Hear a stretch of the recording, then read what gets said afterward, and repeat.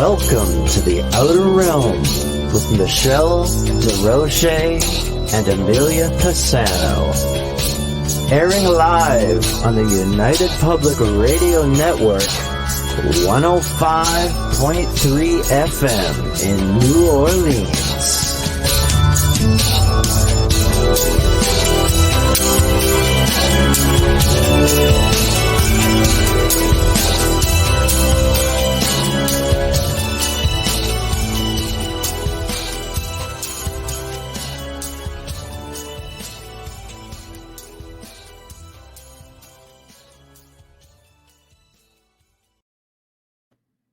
Good evening, everyone. Welcome to the Thursday night segment of The Outer Realm.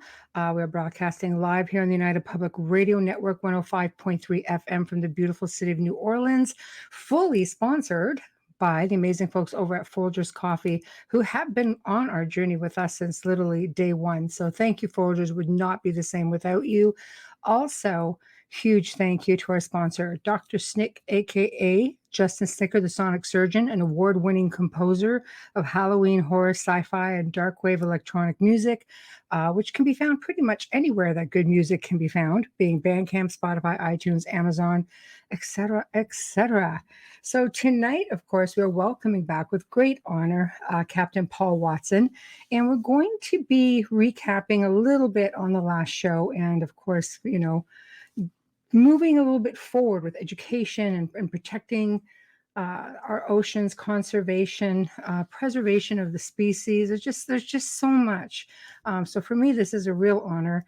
And if you didn't catch him last time, you're definitely going to have a treat this time.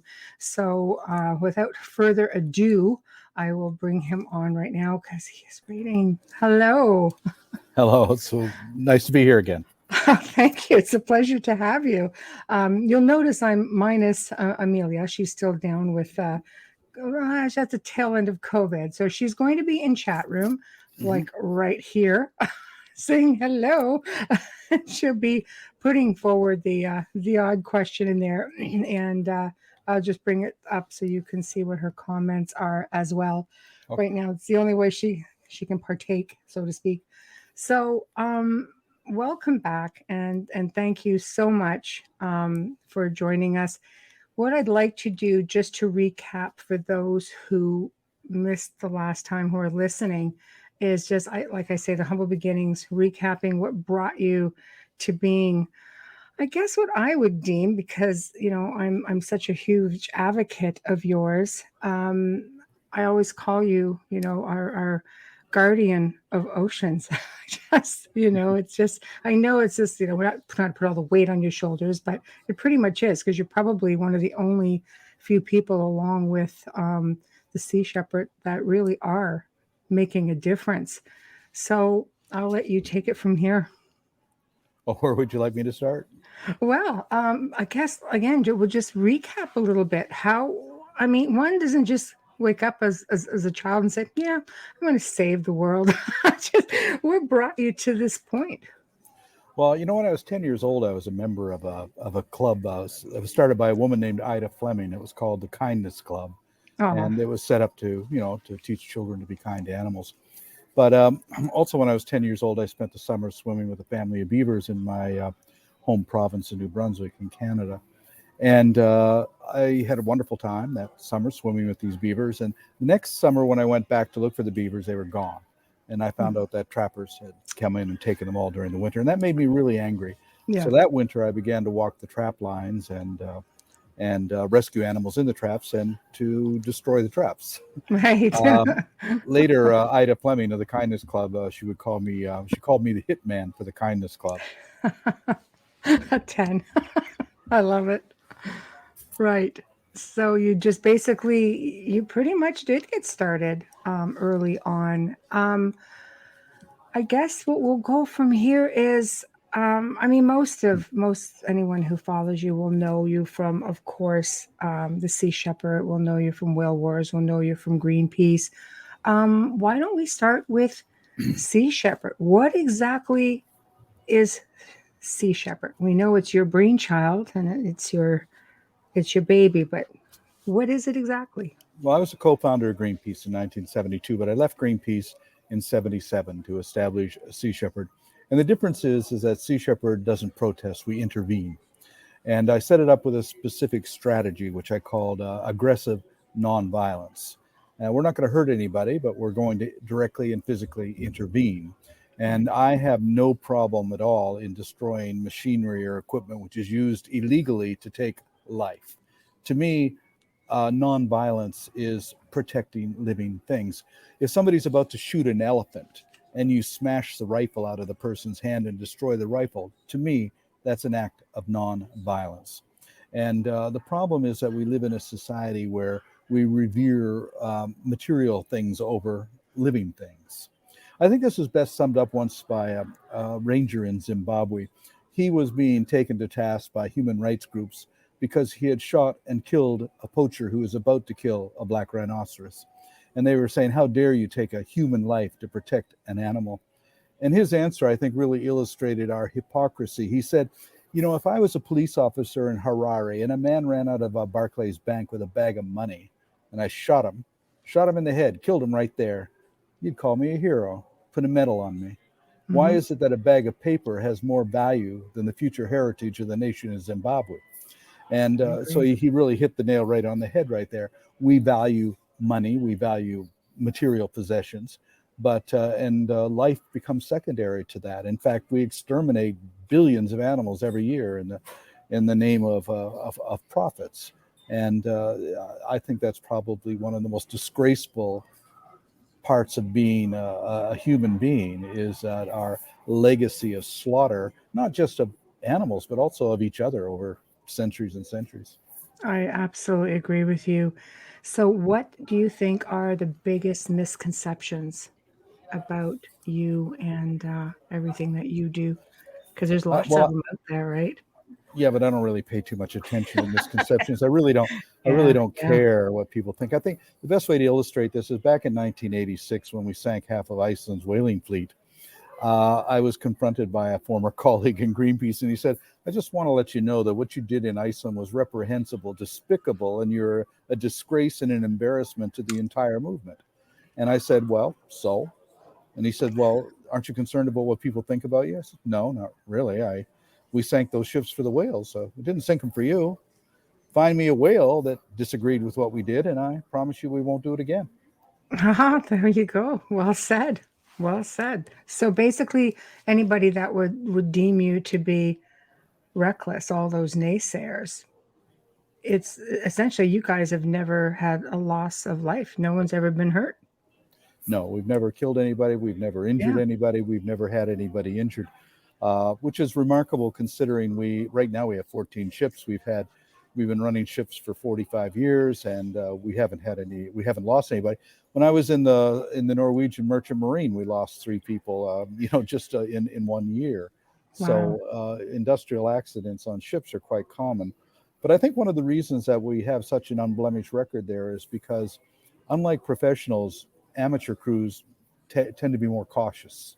You know, it's like that old story about the guy who, after 1,000 jumps, had jumped out of an airplane without the parachute because he just was used to jumping out of the airplane and didn't give any thought to not having the parachute.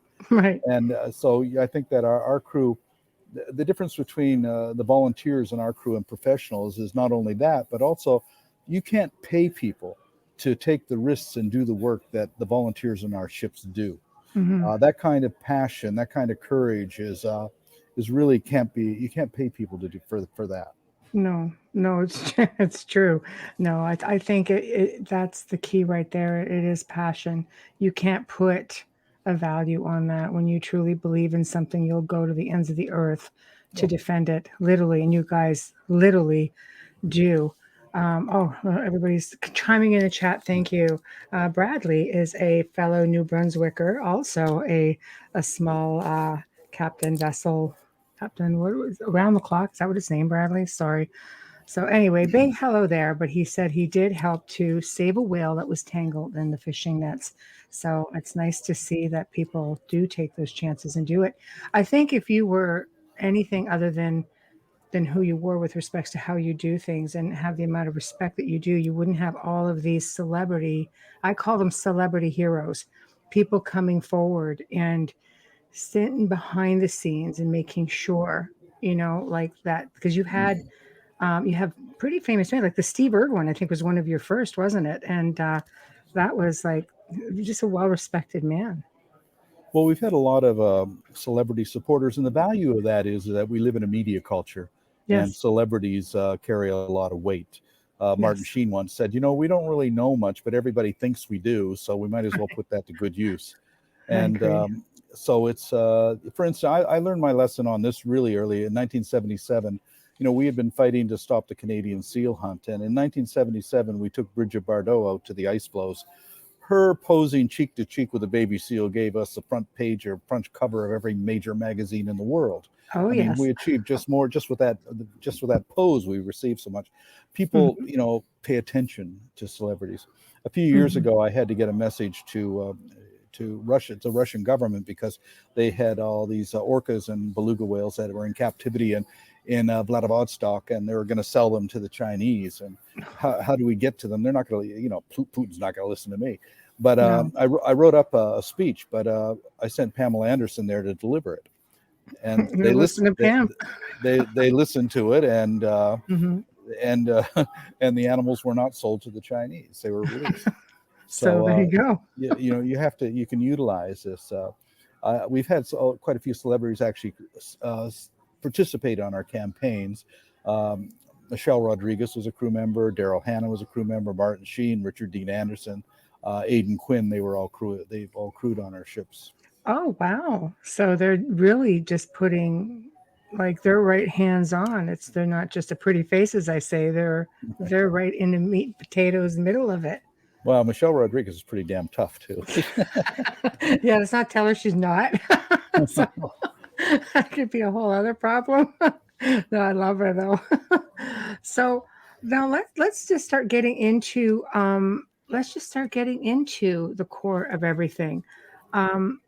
I've listened, I've been listening to interviews of you forever, and I love how you explain things. I love the whole the ocean as a planet. So what is the ocean to you really? Because I love your analogy of everything. Well, I think that it's really the planet ocean. We call it the Earth, but it's really the planet ocean. But what is that? People, when they think of the ocean, they think of the sea, of course. But the ocean is much more than that. It's water. It's water in continuous circulation. And sometimes it's in the sea, and sometimes it's in ice. Sometimes it's underground. Sometimes it's in the clouds. And sometimes it's in the cells of every plant and animal on the planet. That water is flowing through all of those different mediums. So the question is, what is the ocean? The answer is we are the ocean. All living things on the planet are the ocean. And the water that's in your body right now was once, locked in ice. It was once flowing underground. It was once in the sky. It was once in the bodies of other animals and plants.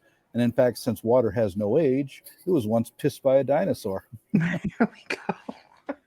I've never quite heard that one, but I like it. But yeah, you're not wrong. You're not wrong.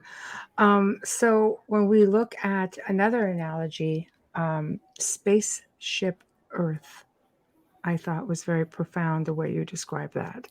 Well, if we look at the planet as a spaceship, which is what it is really, because we're on this incredible voyage around the Milky Way galaxy, and it takes about 250 million years to orbit the galaxy, which means we've only done it 20 times. Right. But every spaceship has a life support system, and that provides us with the air we breathe and the food we eat, and regulates climate and temperature. And that life support system on spaceship Earth is run by engineers.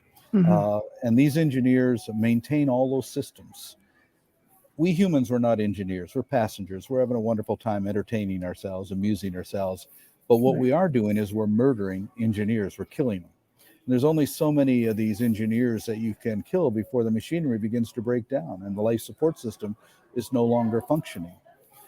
To give you one example, there's one group of plants on this planet called phytoplankton, a lot of microscopic small little plants that live in the ocean. These plants produce 70% of the oxygen in the air that we breathe. Now, since 1950, there's been a 40% diminishment in phytoplankton populations in the sea. And that is going to cause some severe problems. And the reality is, if phytoplankton disappears from the ocean, we die. We don't live on this planet without phytoplankton. It is absolutely a necessity to have phytoplankton producing that oxygen. Yes, oxygen is produced by trees and Amazonia and places like that, but only 30%. Right. 70% comes from phytoplankton. And so there's so many species that are so important to our survival. Bees and worms and insects, all of these species that take care of all of these problems, a lot of the problems that we cause. And we have to look on them as sharing this planet with us and contributing to it. And also have to humble ourselves and recognize that a lot of them are far more important than we are.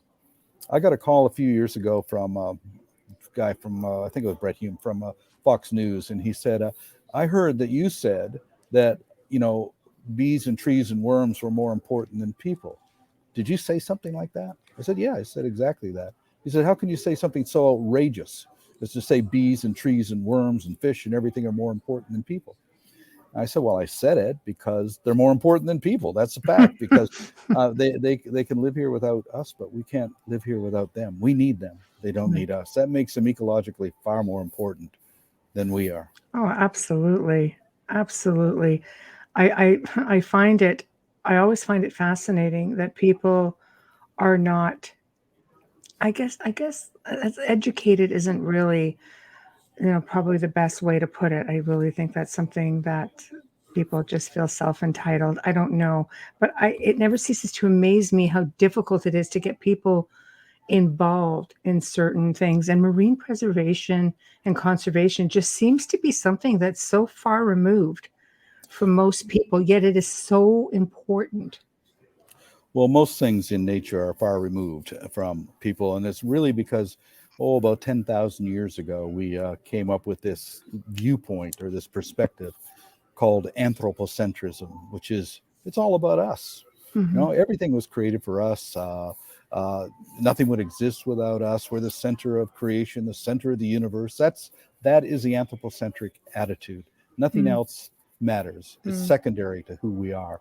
Every single major religion on this planet is anthropocentric. Every one of them says that we're the center, we're the dominant form, we're the most important species. And that, to me, negates their very credibility, the fact that they would say that. There is another way of looking at things, biocentrism, which a lot of indigenous cultures certainly understand. Yeah. And that's this idea that we're part of everything, we're connected to everything, we're interdependent with everything. And so therefore, flowers and animals are all our relations, really, as a lot of the indigenous cultures would view it. And I think that's a healthier way of looking at things. Otherwise, anthropocentrism could be the death of all of us. Right. Yeah, no kidding. So, well, I mean, before we get into, I guess, the full education of everything, as I always say, the human race, as part of this planet, the global race, are we losing the battle, do you think? Are we in too deep? Have we gone too far? What's your thoughts on that? Well, I don't really worry about the future. Right. Because we have no power over the future. We only have power over the present. So what we do in the present will define what the future will be. That's where we have to focus all our energies, our imagination, our courage, our passion in directing the issues in the present. Right. And we'll see how that turns out. But I think that to be a conservationist, you have to understand that what we do today will determine what the world will be like 1,000 years from now, 1,000,000 years from now. And that's how much of an impact that we're going to have. So, but unfortunately, in an anthropocentric society, most people don't look ahead more than 10 years, to after they graduate or after the next election or actually the next fiscal year, that kind of thing. Right. Not many people really look ahead that far. And, what kind of world is this going to be now in 2050, 2075? And a lot of people really don't care. I asked a fisherman one time in Alaska, I said, look, for no other reason, protect the fishery so that your children will have a healthy fishing, there will be a healthy fish population. And he said to me, look, I don't really care. In 5 years, my mortgage is paid. And after that, I couldn't give a damn. Why does somebody like that have children? Well, it's because it's what you do.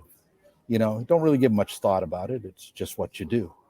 By the way, the root meaning of the word mortgage means contract onto death. It's a death contract.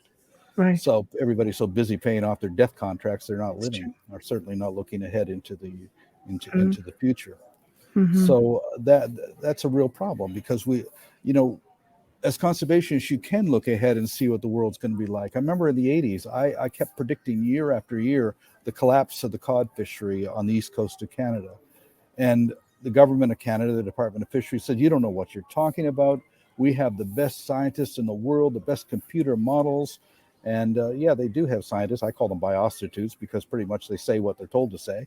Right. And, in 1992, the cod fishery collapsed, and everybody was surprised. I wasn't surprised. I knew it was going to happen.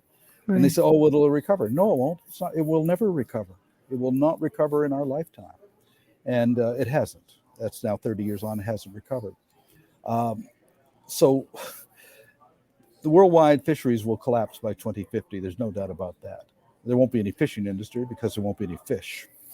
And in 2015, at the conference on climate change in Paris, I proposed that what we need to do to really be serious about climate change is to protect the ocean. And the best way to protect the ocean, which regulates climate and temperature, is to do nothing. And what I mean by doing nothing, leave it alone. Let it repair the damage that we've done to it. That means a complete moratorium on industrialized fishing and exploitation of resources in the ocean for 50, 75 years. Give it time to repair that damage that we've done to it, or else we're going to lose it. Yes. I heard you speaking about at one point about Kapu, which is an interesting situation. Maybe it's a much bigger scale than that, right? In Polynesian cultures, they had this thing called Kapu, where a shaman would declare, say, a bay in Bora Bora or Hanama Bay, say in Hawaii. They would say this bay is Kapu. No fishing in this bay for 20 years. Wow. If anybody was caught fishing in that bay, it was a death penalty. And people say, oh, well, that's a little extreme. But not from their point of view. Right. They knew that if the fish disappeared, they would die.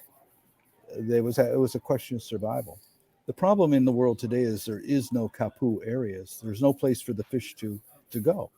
In fact, Rayathon has a fish finding device in the fishing industry, and their motto on the device is, the fish can run, but they can't hide. And that's the problem. They can run, but they can't hide. And just 2 months ago, we documented a super trawler in the Bay of Biscay that had dumped 100,000 blue whiting that were floating dead on the ocean surface. Why did they do this? That wasn't what they wanted to catch. That was an unprofitable species. So they dumped it so they could go and have room for something that they actually wanted to catch.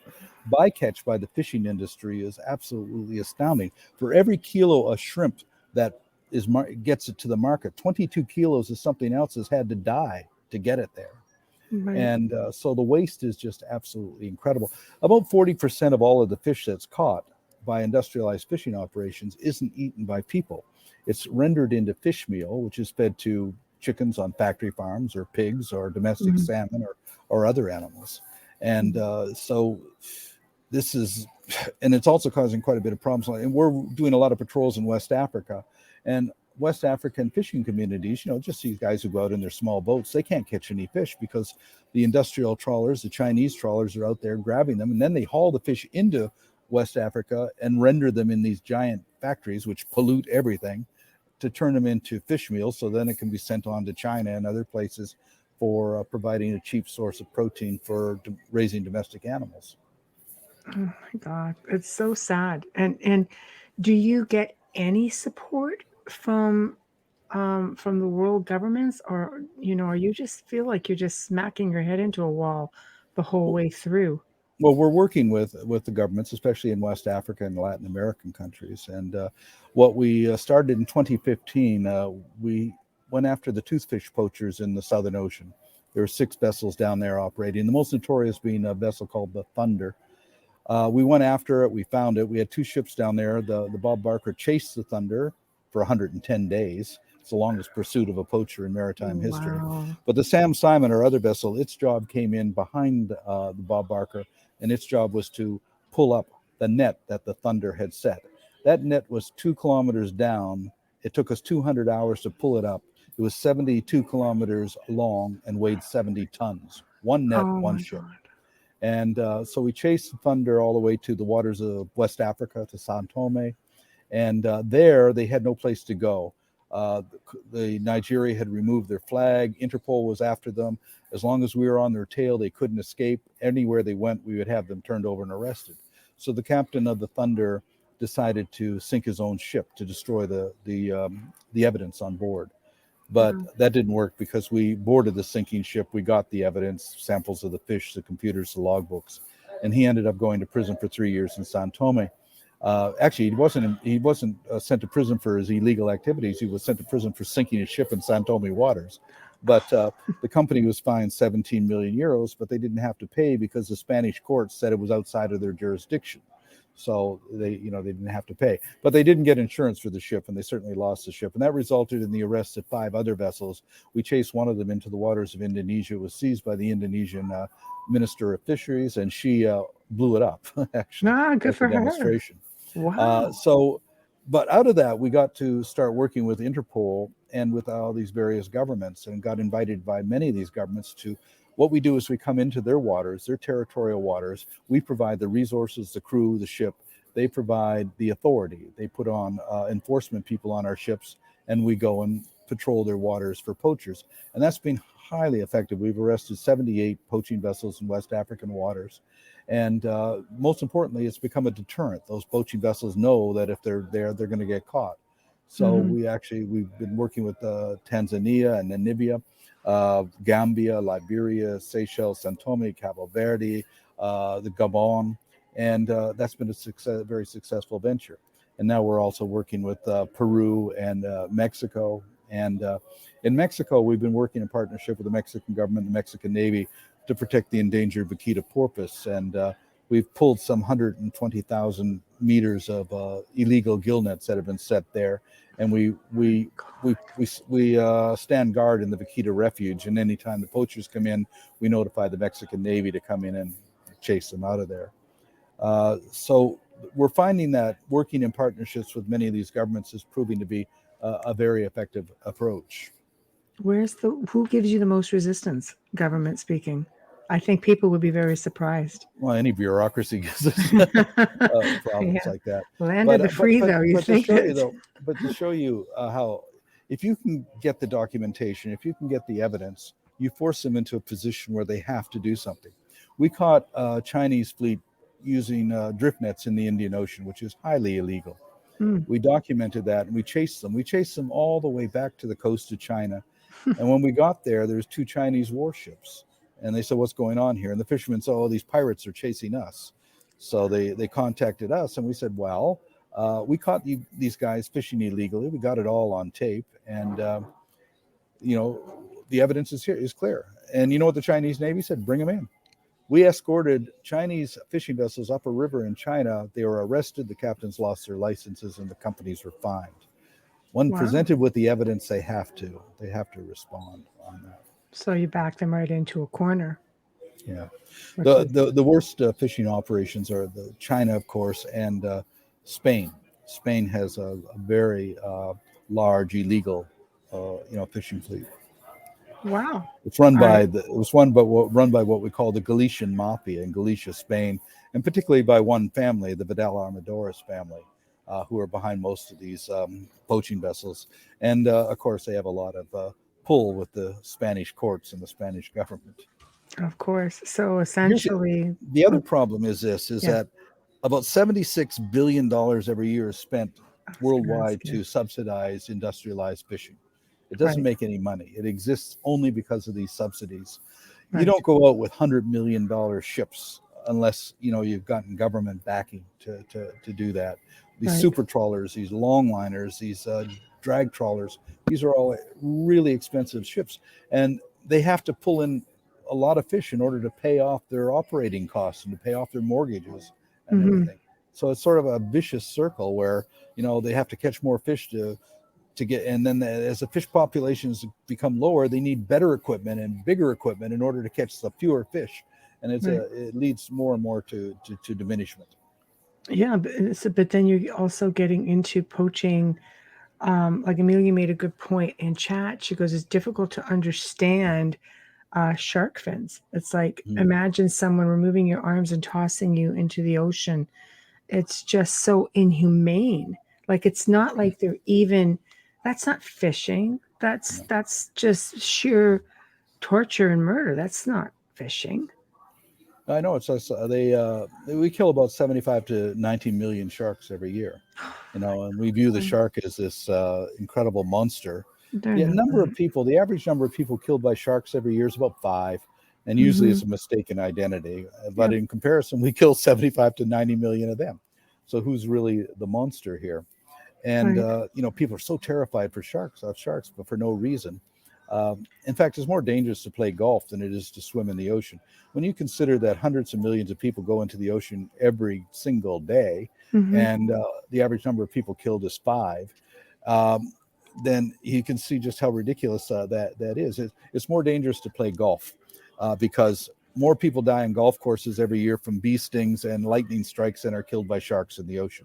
In fact, more people die from soda pop machines falling on them every year than are killed by sharks. That's an average of 9.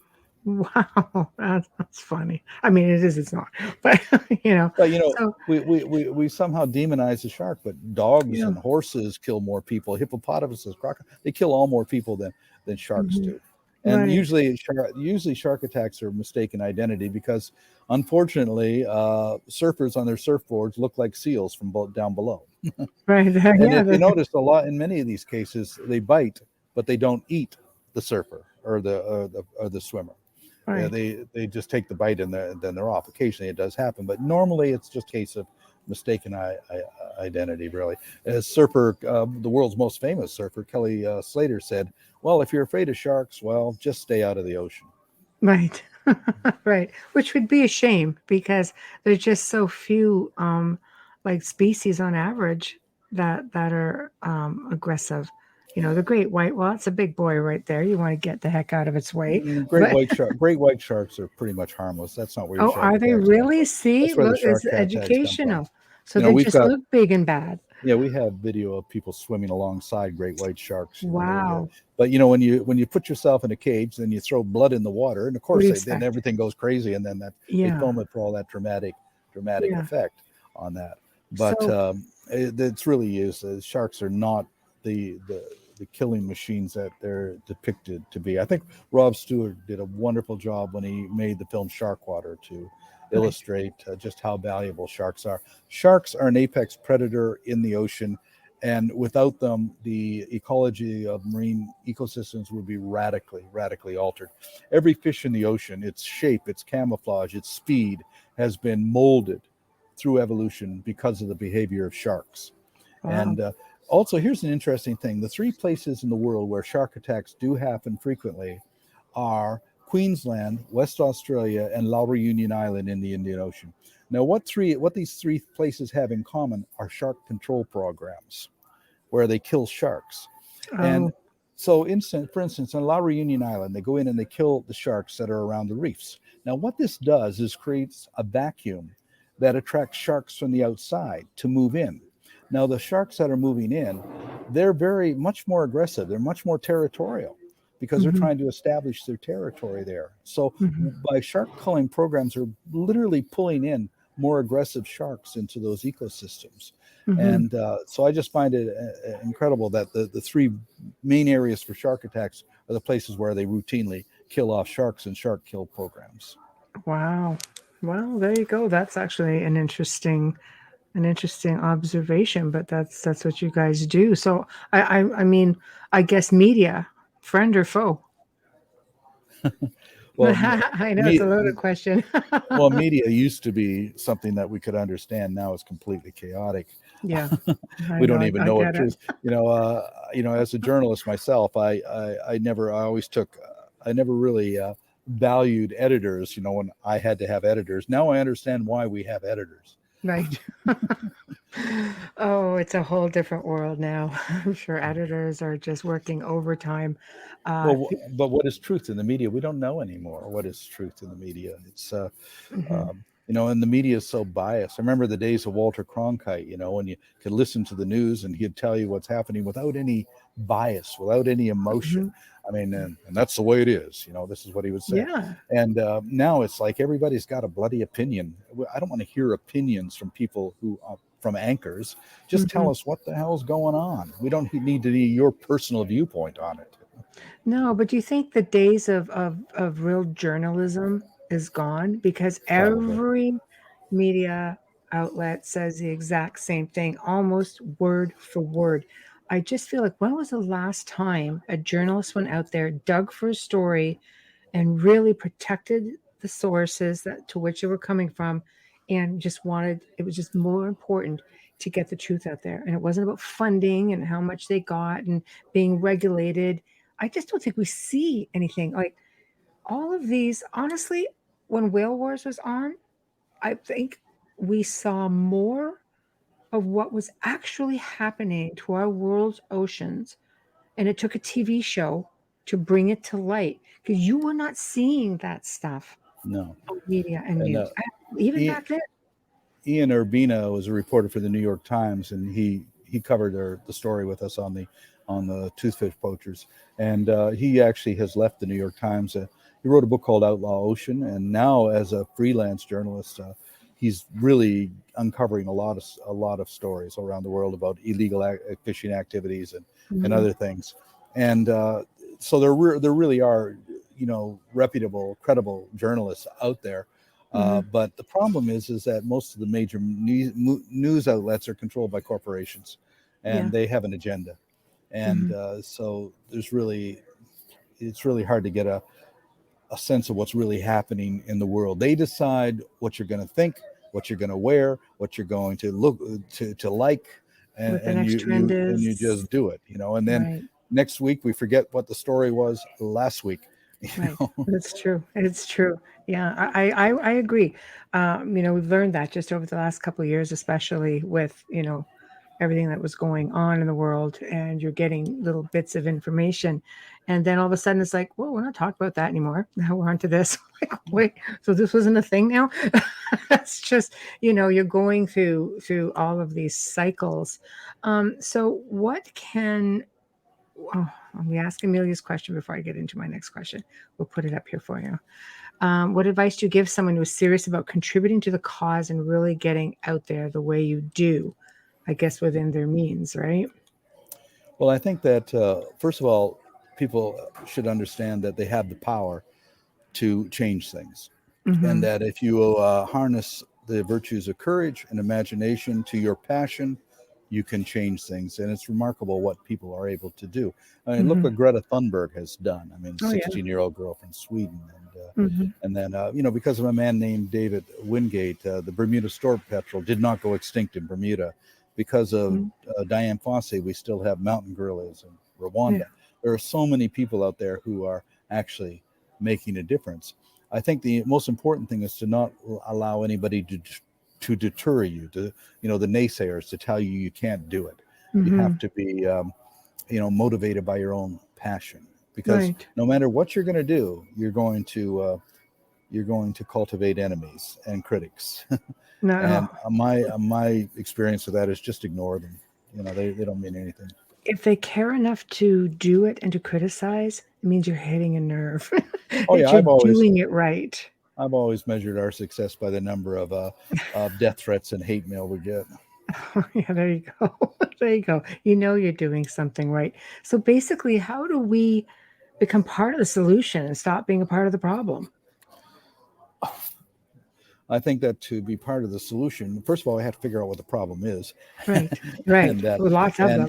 And also not to be intimidated by the fact that sometimes it just seems impossible to address, that these problems are impossible to solve. And to recognize that the solution to an impossible problem is to find the impossible answer. And that can be done through imagination, courage, and passion. 1972, the very idea that Nelson Mandela would become president of South Africa was unthinkable and therefore impossible. And yet the impossible became possible. So given time and energy and passion, these things will come about. We'll find solutions. Right, right. So patience. So Amelia will add to that. Says, well, what things can we simple folk do from our homes and Well, our lives? there's no such thing really as simple folk. Yeah. Really, I mean, Right. everybody has a stake in Yeah. in the survival of the planet. I think we all have a responsibility to see that the ocean doesn't die, because if the ocean dies, we die. Right. So it's really is a responsibility of each and every one of us to get involved some way.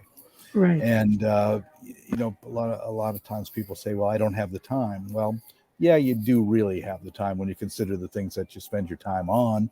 There's always time to do something. You don't have to do everything; just do something. I don't Right. expect everybody to do what I do. I mean, No. the strength of an ecosystem is in diversity. Therefore, the strength of any movement has to be in diversity. And that approach can be litigation or legislation or education or direct activism. It doesn't really matter. It all works towards the same thing. What are you good at? Are you a writer? Are you a teacher? Are you a lawyer? Or even if you're a politician, what can I do that can how can I make that work to make this a better world? That's really all you have to do.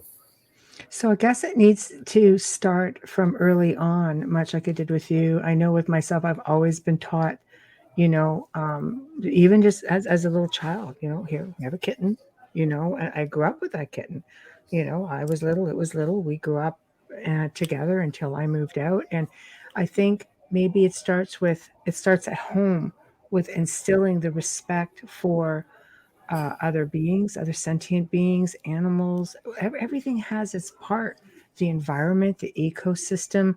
I was taught to respect all that, and I grew up with a very healthy respect and love for it. And I've always made a point of educating myself the best way that I can. Do you think that should start there with we as parents? Well, it Due should, diligence? but also when people ask me, well, what do we teach our children? I tend to say nothing. Don't teach them anything. Right. Instruct them. Listen to them. Right. Because children have an intuitive understanding of reality, an intuitive understanding of nature, and encourage their imagination, encourage their passion. Many years ago, back in the early 70s, I had the occasion to speak to a school in the Queen Charlotte Islands in British Columbia. It was a Haida reservation. Oh. And in the morning, we spoke to the kids, 6 to 7 year olds. And I said, how many people here speak the Haida language? They all did, every single one of them. Wow. How many people know anything about whales? Oh, we didn't have to say anything. They just told us everything they knew about whales. They all were really passionate about it. By middle school, half of them spoke the language and half of them knew about whales. By the time we got to the seniors, nobody spoke the Haida language, and nobody really gave a damn about whales. So what we had done is we'd taken these beautiful, intelligent children and turned them into total morons through our educational system. We taught them how to regurgitate the facts and figures that we want them to know, but they didn't come out smarter than when they went in.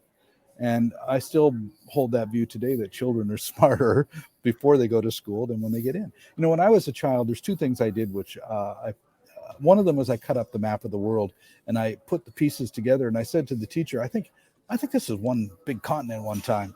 And the teacher, oh, that's stupid. You don't know what you're talking about. Well, it turns out I was right. Well, it wasn't that I was smarter than her. It was because it just made sense to me. It just made it was reasonable. It made sense.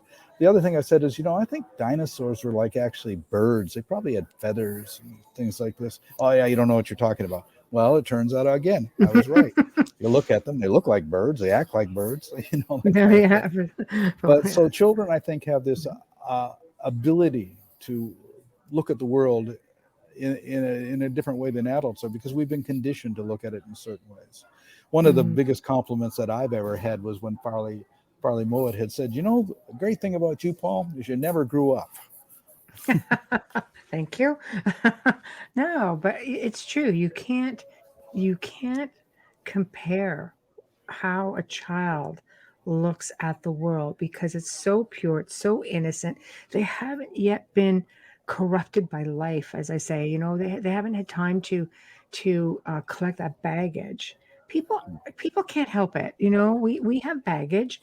life does tend to hand a lot of us lemons, and you just have to decide, do you want to just tote the lemons around, or do you want to make lemonade? And I think when a child sees something that's just so pure and honest, and they get pushed aside too often. I've always raised even my own children. It's like, don't settle for a nothing answer. Like, why is the sky blue? Because it is. My kid was like 4 going, no, I want a real answer. It's like, Yeah. oh, well, all right. It's like too many people just don't.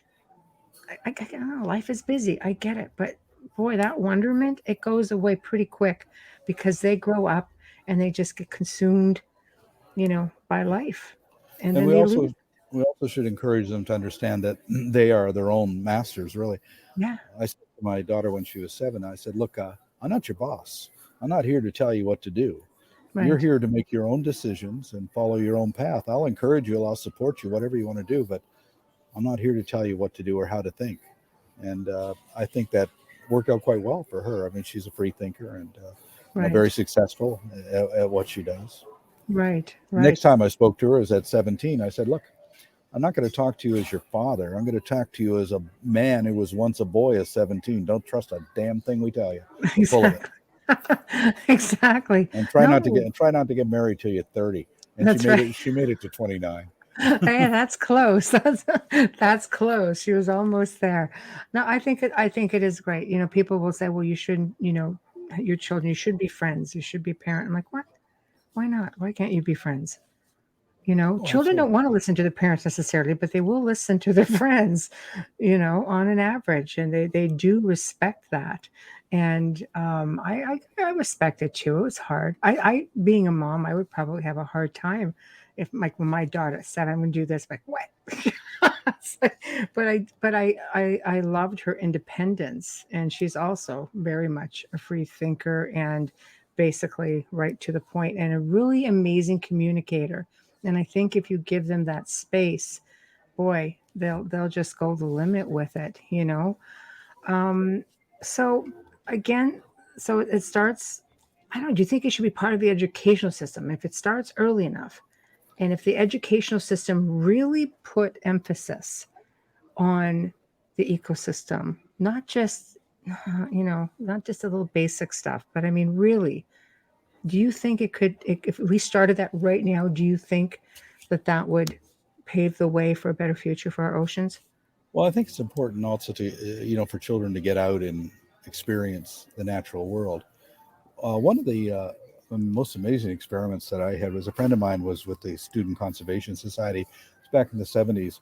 And they would take children from the inner city out into the mountains in Washington State and, to experience. So what happened is that for 2 weeks, he had taken all of these mentally, challenged children, who had, problems and that were just not as coherent, I suppose you would say, as Right. other people. And they'd bring them out there and he'd teach them all these things about how to pitch a tent, how to make a fire, do these things like that.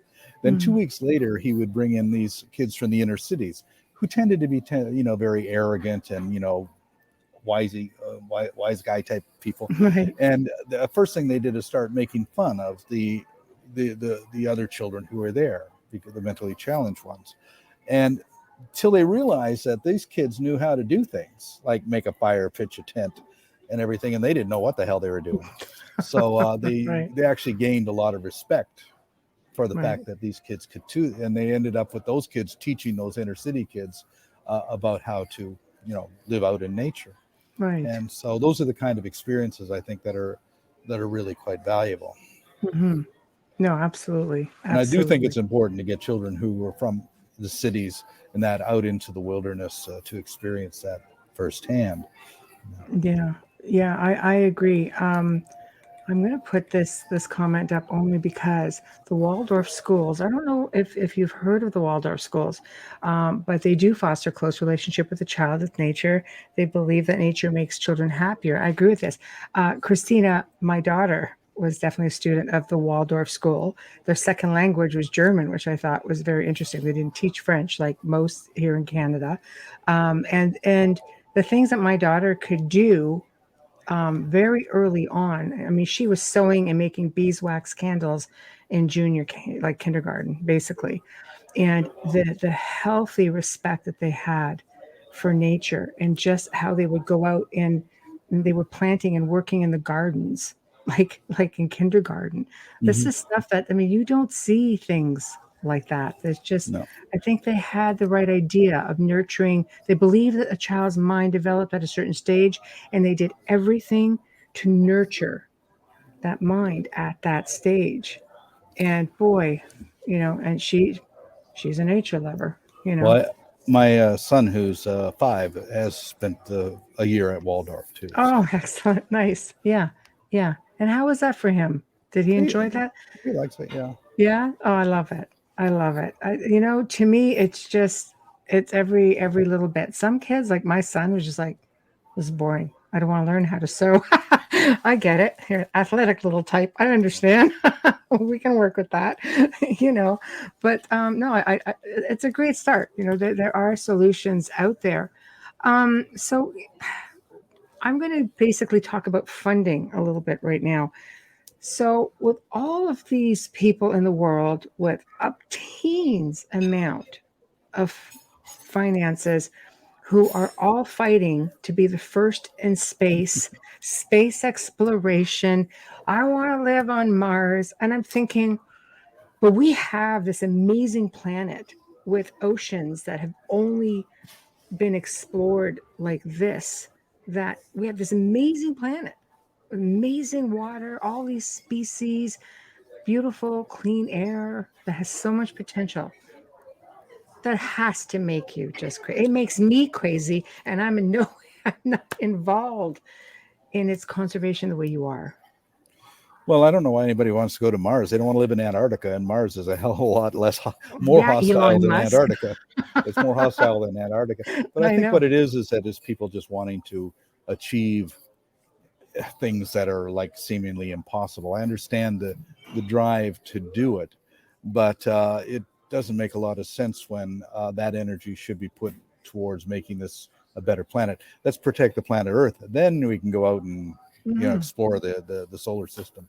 But really, what's the point of destroying one planet while you're searching for another one?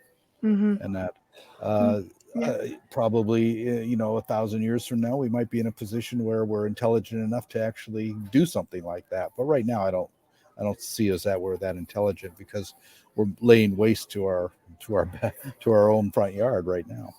No, it's true. I don't know. I would find deep sea exploration completely just as fascinating to me as exploring space. It is. My only concern about that is that a lot of the exploration is in the search for manganese nodules and what can we mine from the bottom of the ocean. Not quite what I had in mind, but I'm just more fascinated by how you have these species of different fish and such that live down there that grow to these gargantuan sizes because they're left alone. They're just so magnificent in their own right. It's like, how would you not want to learn more about that? It's fascinating. It's true. And there's so much that we don't know. There's so much about all life on this planet that we don't know. There's probably millions of species that we haven't even discovered yet, or what their purpose is. Right. What do they contribute to the running of the planet, that kind of thing. I mean, we're just now discovering that trees communicate with each other. Yes. Through fungal systems and things like this. That we're discovering that dolphins actually have first names for each other. There's so much left to discover. I think one day we'll be able to communicate with whales and dolphins using computers, because their minds are pretty much like computers. And I don't know if we really want to hear what they have to say, because it'll probably be rather embarrassing, considering what we've done to them. Yeah.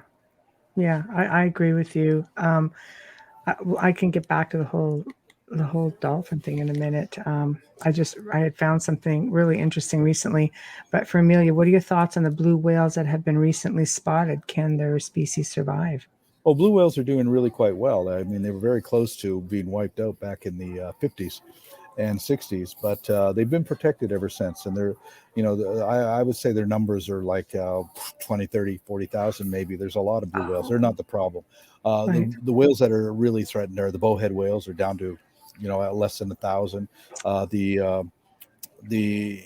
let me see what other ones. The right whales that are threatened by fishing lines and everything along the eastern coast of the United States.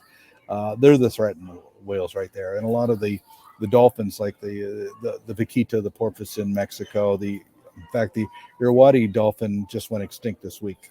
Actually, we have a program in the Amazon to protect the river dolphins there. These dolphins, these river dolphins and everything, are probably the most threatened of cetaceans on the planet right now. But again, last year we discovered a species. Our vessel, the Martin Sheen, was doing research off of west coast of Mexico and discovered a new species of beaked whale. And I was completely astounded. I didn't think we could actually discover a new species of whale, but we did. Wow. Yeah. Wow. For how long? So I guess that brings me to my next question. Can we talk about the species that have been lost and which are on the verge if we don't do something? I think one of the things that bothers me most about species that have gone extinct is that we've forgotten that they were there. And, what was the world like 500 years ago? 500 years ago on the eastern seaboard of the United States, there were beluga whales in Long Island Sound. There were walrus along the coast of Maine.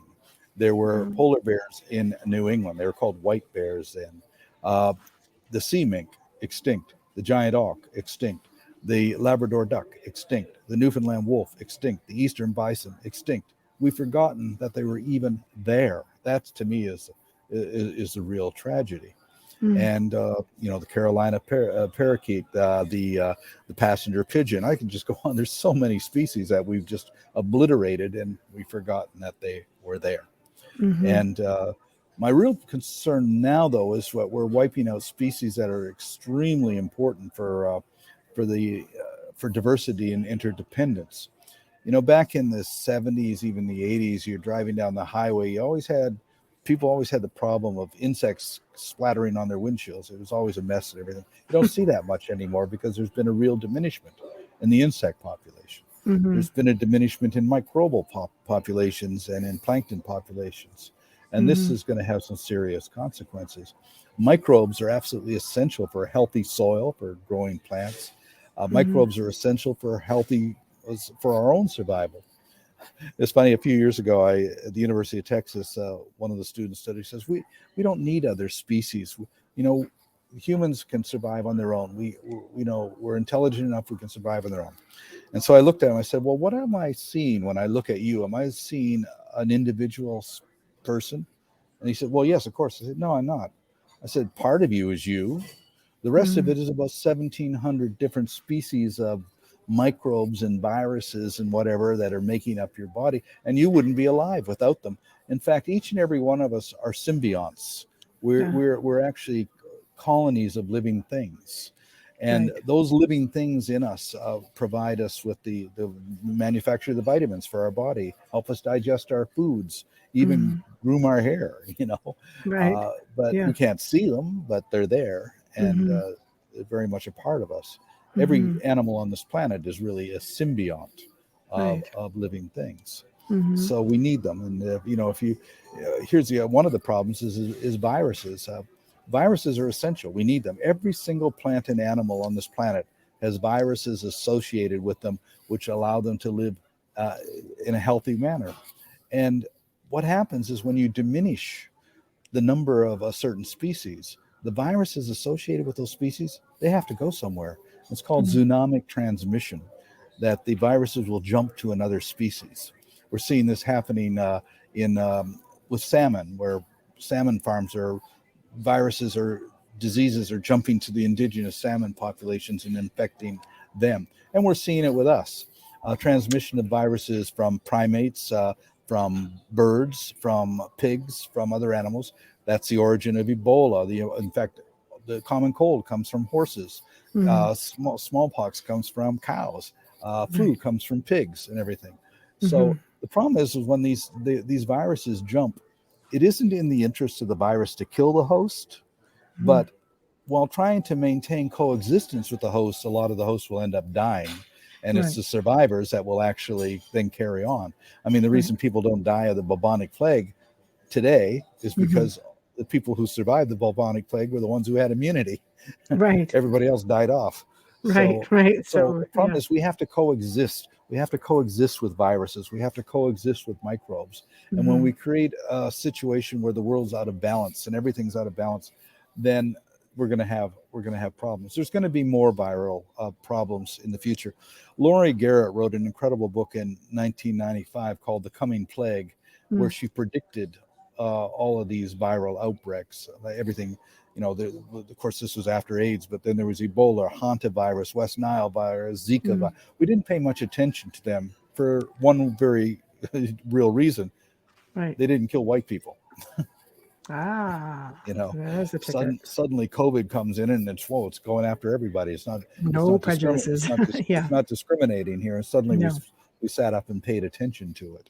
Yeah. And of course, a lot of people want to deny it, but that's at their own peril if they want to do that. But the reality is that in the next few decades, there will be more emerging zoonotic transmission of viruses. Already, we're starting to see the outbreak of a bird flu, which is coming through, which keeps coming and going, but it's coming out again.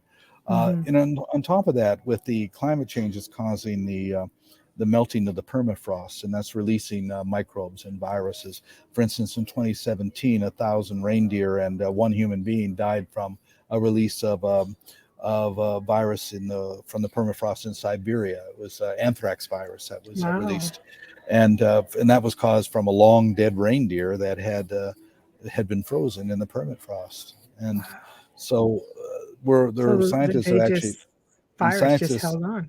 Yes, well, scientists have actually been reviving worms and microbes from 40,000 years ago, that were frozen in the permafrost. And not only the release of the melting of the permafrost also has another real problem, is that it releases huge amounts of methane, and which is probably a more insidious greenhouse gas than CO2. I think there's a lot of dangers with not caring for this planet and its ecosystem. I had read an article probably about a month ago now where they were concerned about an ice shelf in Antarctica, and it reached levels that like record levels, high levels of heat, and part of the shelf broke off. Well, that's a routine thing in Antarctica. It's collapsing. In fact, does it get that warm? Well, it is getting much warmer, and the poles are warmer now than anywhere else on the planet. Right. And a few years ago, I thought that it was funny because they were saying that, oh, look at all the ice sheets around Antarctica. How can you say that it's getting warmer when all of the ice is extending farther than it's been before? Right. I said, well, why is that happening? Because that ice is fresh water. It's coming off the land. It's melting and it's becoming ice. When it gets up, but that ice is going to melt, and it's it's going into the water. So it's just it's moving the water off the land and turning it into ice and then back into water again. Right. But that's certainly not a sign that things are getting better. It's a sign that things are getting worse. Yes. We're already, penguin populations in Antarctica are being seriously threatened by global warming. Right. So it is getting a lot worse. So basically, with all of these species that are gone, which are on the verge now of being lost to us? Well, it's pretty hard to say. We tend to only pay attention when something big, like an elephant or something, or a tiger is threatened and everything. The real problem are those species that we don't see. Those species that are really the engineers of the planet. Right. And of course, bees come to mind, and they're being threatened. But there are so many insects and microbes and viruses that are so essential for our survival, and we don't really give it much thought.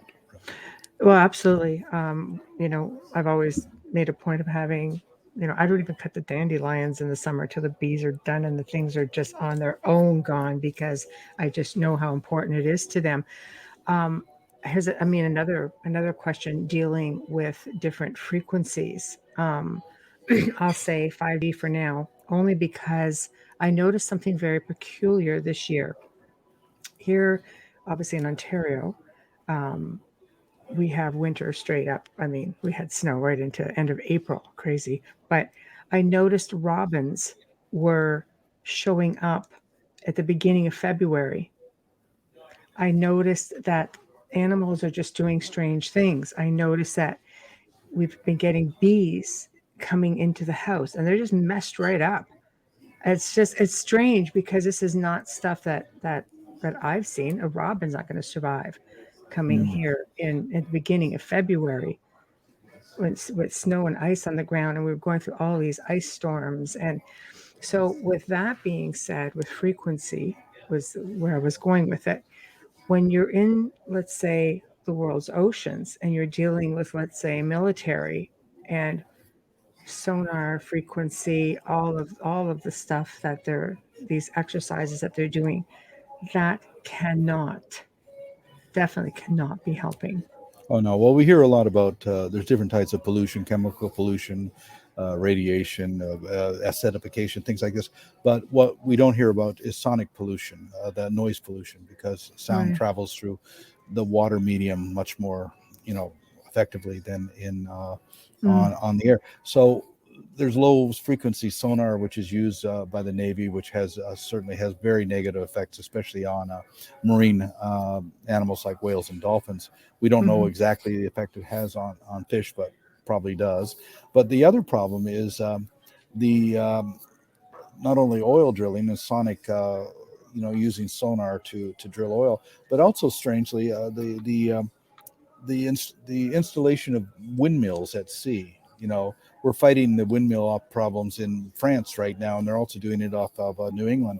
And what that means is they use pile drivers to put the foundations into the thing, and the decibel levels of those pile drivers are just absolutely incredible, and that's having a very, very detrimental effect on marine life overall.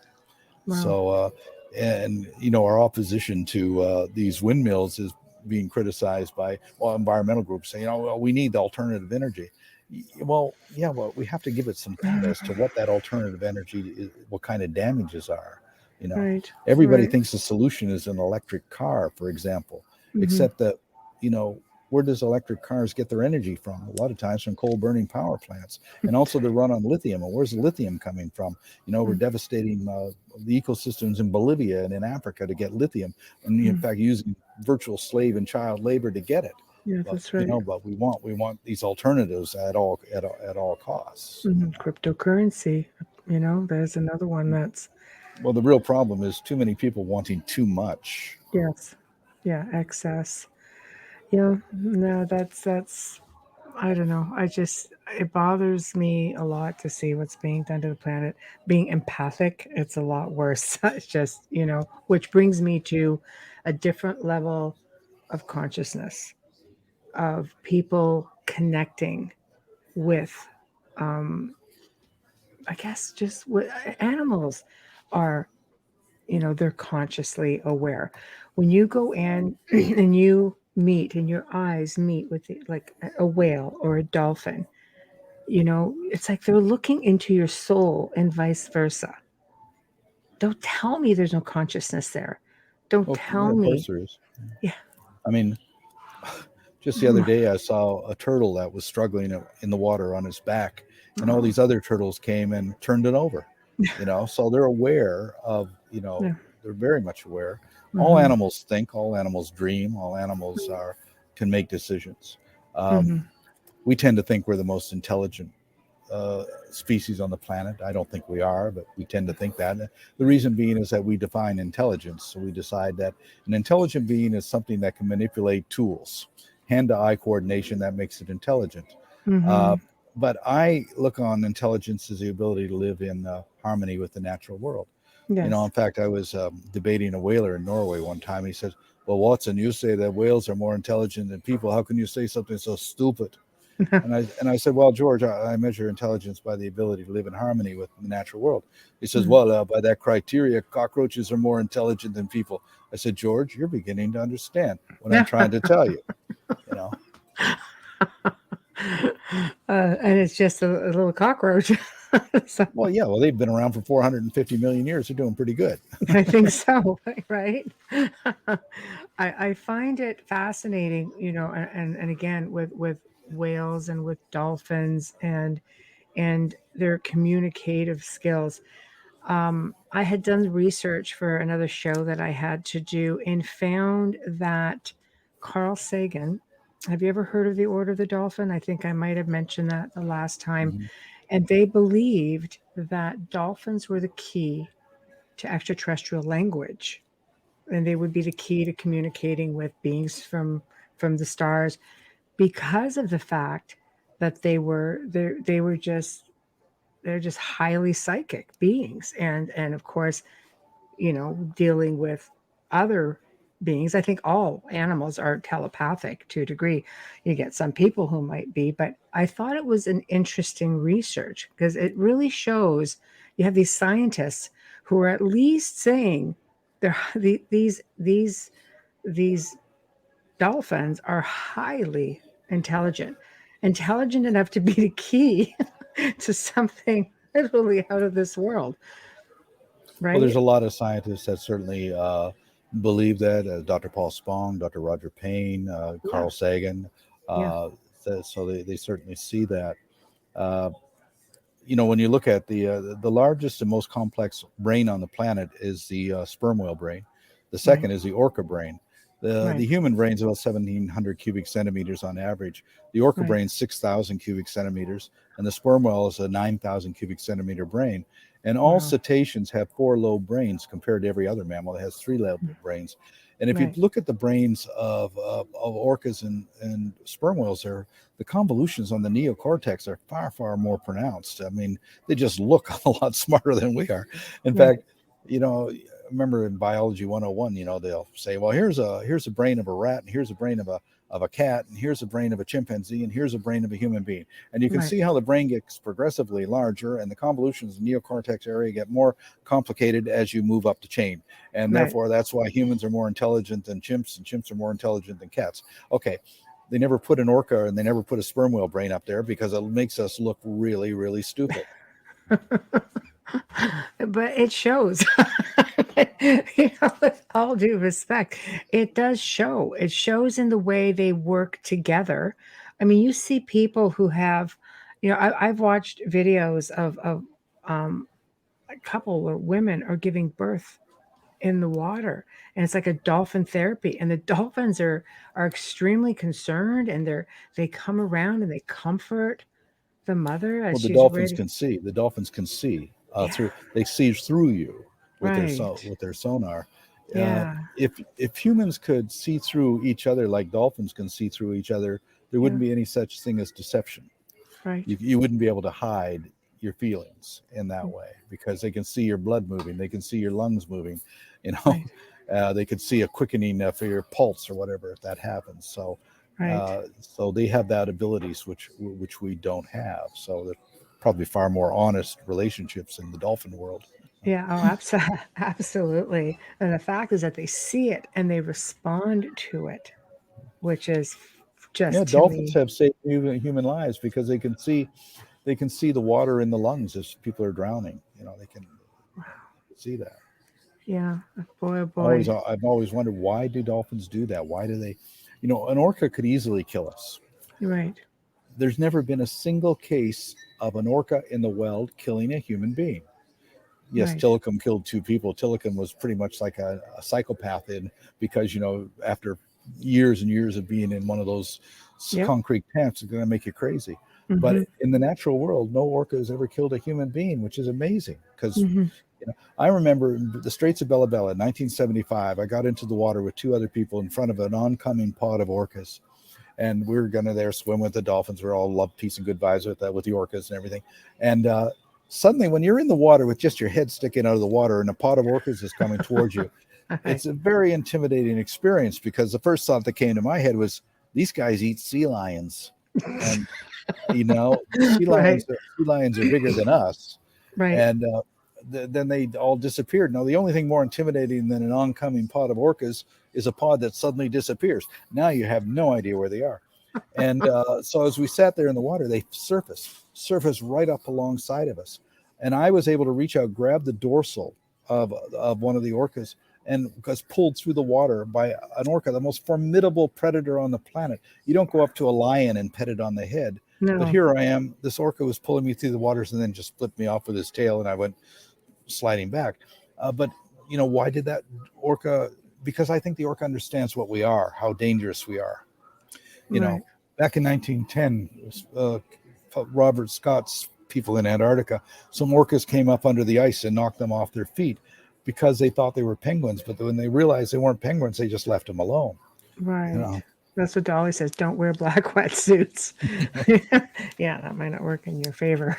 So, but she's also asking, do you know of brain activity research?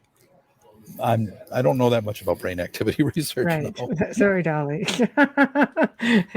Poor Paul. Not a doctor. No. Yeah, but if you have another question pertaining to it, maybe just throw it up in chat for sure. So right now, what is the main focus of the Sea Shepherd and yourself? What is the big? Everything's a situation, but what are you guys? The main focus right now? Well, we have 14 ships right now operating globally.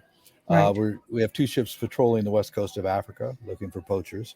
2 ships in the Mediterranean doing anti-poaching patrols there. Wow. 1 ship in the Baltic. We have another vessel going into the Mediterranean to protect the Mediterranean monk seal. We have 1 vessel up the Amazon right now protecting river dolphins. We have 3 vessels in the Sea of Cortez protecting the endangered vaquita porpoise. Another vessel which is doing research off of the west coast of Mexico. And another vessel which has just left Brazil and is heading to southern Africa to do anti-poaching patrols there. So we're really concentrating on intercepting illegal activities that are exploiting marine wildlife and destroying marine ecosystems. Wow. And so I guess right now probably have about 250 volunteers from about 25 different countries that are on those ships. Wow. So poaching seems to be the big one right now. Well, it always has been. That's really what we have been as an anti-poaching society. But the great thing about the Sea Shepherd, the thing I'm most proud of, is that it's not an organization, it's a movement. And I don't even know what we're doing half the time because there's so many different people doing so many different things that it's hard to keep track of that. So no one person can actually control something like that, nor should they. And but it's all of these things are in really good hands. All of the people, there's 42 different countries where Sea Shepherd is, and the people in those countries are from those countries. Brazilians run Sea Shepherd Brazil, French run Sea Shepherd France, that kind of thing. And they pick their own campaigns, do their own projects, in addition to supporting the global projects that use the ships and doing high seas campaigns. Right. So that's what I'm most proud of, is the fact that it's a growing movement and it's a successful movement. Yes. And we don't compromise on what we're doing at all. Our clients are those species that live in the ocean. That's who we represent, and that's whose concerns that we're motivated to protect. And do you find that dealing with, let's say, these, poachers, absolutely. The mighty dollar, unfortunately. But China was the biggest. They've got the real big ships. They were, you guys are chasing them forever. Do you find that they have slowed down a little bit? No, they haven't slowed down. Neither have the Spanish, neither have the Russians. Everybody's out there exploiting everything they can. Unfortunately, the Chinese tend to be the most numerous and certainly in many ways the most relentless. There's 400 squid vessels that are operating south of the Galapagos right now. You can see them from space. It's like a city out there. We've gone in and we've intercepted and gotten a lot of evidence on their illegal activities. But who do you report to that they can actually do anything about it? Yeah, I think that's where Dolly was coming in with her question. She goes, what are the laws at each place to stop them? Is there anything? Well, the problem is that within 200 miles of the coast, you have the laws of that particular country. And you can, sometimes those are enforced, sometimes they're not. But outside of the 200-mile limit, it's the Wild West. There are no laws. There are laws, but nobody enforces them. So if there's no enforcement, there's effectively no laws. We operate outside of the 200-mile limit under the guidance of the UN World Charter for Nature that allows for NGOs, individuals, and even states to uphold international conservation law. Mm-hmm. But for the most part, people say, well, how do you get away with the things you do out there? Well, for the same reason they get away with what they're doing out there. Right. Because there is no laws. Right. So, Dolly, put the poor man on the spot again. How about guns? Well, we don't carry guns, but actually we do carry people who do carry guns. There we go. Depending on the government, for instance, when we're operating in Gabon, as soldiers from Gabon come on board, or Liberia, or in Mexico, it's the Mexican Navy. The people that we work with have the authority to enforce. We don't have that authority to enforce. We can only assist in the enforcement by providing ships and volunteers and things like that. But we have no actual authority ourselves. Mm-hmm. And I don't want to carry guns. I don't want to shoot anybody. So, no. You got a good track record on that. But that's the best we get. Outside of the 200-mile limit, we do aggressively intervene, but we've never had to use guns. We do have like deterrent weapons like water cannons and stink bombs and sometimes paintball guns and things like that. But nothing that's going to cause any real injury to any of the people that we're opposing. Right, just aggravate. In fact, strangely enough, we've actually saved the lives of fishermen out there that we've encountered. We had one guy who had a swordfish went right through his leg, and it was about to get gangrenous, and we got him off and took care of that. We've set the number of broken legs from people at the time. Mm-hmm. We actually rescued a number of people from a sinking ship off of Liberia last year. Some people died, unfortunately. Unfortunately, most of the children on that died, but we did rescue some of the people on there. Yeah. Oh, I imagine you see all kinds of different things at sea. It's just a whole world in itself. Hey, Howie, how does Paul feel that the next place we will colonize is the sea? And should it be? I'm going to add to that question. Well, I'd rather people not colonize the sea, actually. Yeah. But world population pressure might force that to happen. Right. And of course, it's sea levels rising. It might have no choice, but yeah. Oh, then your job's going to get a lot bigger. The real problem is you have countries like Palau and the Marshall Islands and Kiribati. Those islands are very close to being covered. I mean, it doesn't take much to, I don't think Palau is more than 1 meter above sea level. Right. Well, yeah. Well, I mean, through history, ancient civilizations have been on islands that have all gone down. You look at 2 missing continents that are underwater, It happens. It just happens. But I agree with Dolly. Just leave it alone. Clean it up. So I agree. And Christina, thank you for everything that you do to protect our oceans and the environment. Thank you. My sentiments exactly. So basically, then, if somebody wanted to become a part of your organization, let's say you've got somebody out there who's like, yeah, I'm just going to throw caution to the wind and just join and do it. You can get involved on many different levels. People can certainly volunteer to go on the ships and work on the ships. People can be shore supporters, and help with the various chapters and that, or people who can just support us with contributions. One of the things actually I didn't mention, but for instance, in Africa, we have a program where women who want to work on ships have a very hard time getting sea time. Now, if you want to have a career in the merchant marine, you have to have sea time, that is experience on ships. Mm-hmm. And you have to get the sea time to get the certificates, but you can't get the certificate without sea time. Right. So we've done a partnership with a women's maritime college in Namibia, where we provide the opportunity for the women to serve on our ships, which gives them the sea time. And once they have the sea time, then they can write the exams for, whether it be engineering ticket or navigation ticket, that kind of thing after that. Wow. So that's always been a problem. You know, when I first went to sea back in the 60s, I joined the Norwegian Merchant Marine. I was in the Swedish Merchant Marine and the Canadian Coast Guard. But back then, it was easy to get on the ships. I would walk into the Scandinavian shipping office in San Francisco, and 3 days later, I'd have a job. Right. But everything has changed so much. The average bulk carrier at that time had 60, 70 crew members. Now it has 21. And they're all, everything's automated. Everything is very difficult to get a job on a ship. So, and certainly even more difficult if you don't have the sea time. So we do help people with their sea times. I mean, my own nephew, he volunteered when he was 14. Every summer he would come with 14, 15, 16.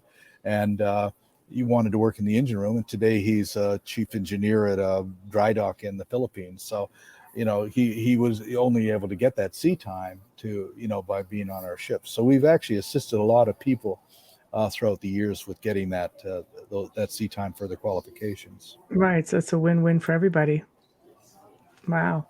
So what do you have coming up then? I know that you're a busy guy, but I love it because you're a family guy and you're doing your little guy is quite the genius. I always say the little savant, quite the little chess player. Oh, we're just doing a chess tournament right now. I'm in Columbus, where he's doing Ohio, where he's doing a chess tournament. So he's good at it, but more important, he likes it. So that's we're encouraging in that. If he loses interest, then he loses interest. So be it. But right now he really likes it, and he's winning. So I think we were in Dallas, Texas last week, and 214 participants. He came in 26. Hey, that's which, pretty considering good. How old is he? 4, 5 5 years old.